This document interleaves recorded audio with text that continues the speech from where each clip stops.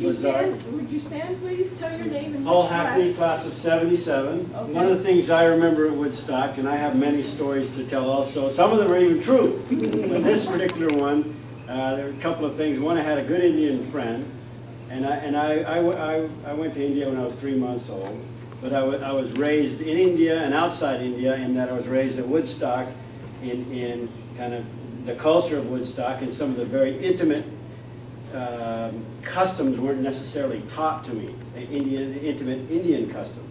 And one such custom, a good Indian friend of mine pulled me aside. He says, when I come to your house for tea and I'm sitting with your mother and everybody, and you offer me barfi and sweets to eat, you must insist that I have some, because I was raised in such a way that it's impolite to accept the first time I'm offered.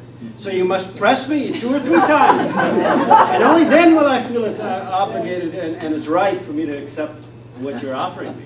And I was, raised, hey, you want some? No, good, there's more for me. And in a similar way, it was an acquaintance of my mother who explained bargaining to me. I felt shy about bargaining a little bit because I thought it was impolite to negotiate the price so much. But he said, no, you don't understand. Bargaining is a social institution. I said, how do you mean? He says, well, it goes like this. You go to the bazaar and you ask the fellow, how much for your bananas? He says, oh, 5 rupees a kilo.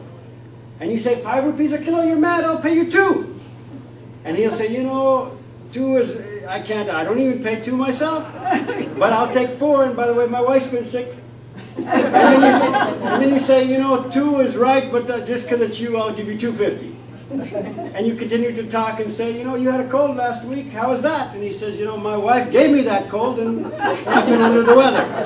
And you continue to chit-chat as you negotiate the price, and finally you settle on 3 rupees a kilo and you buy the banana. But I didn't understand that bargaining wasn't impolite, it's expected and part of social interaction in the bazaar and in India. And these are the things you learn not just at Woodstock, but through your Indian friends and the culture that you're all around. Good. Good. Very good. That's the Lord.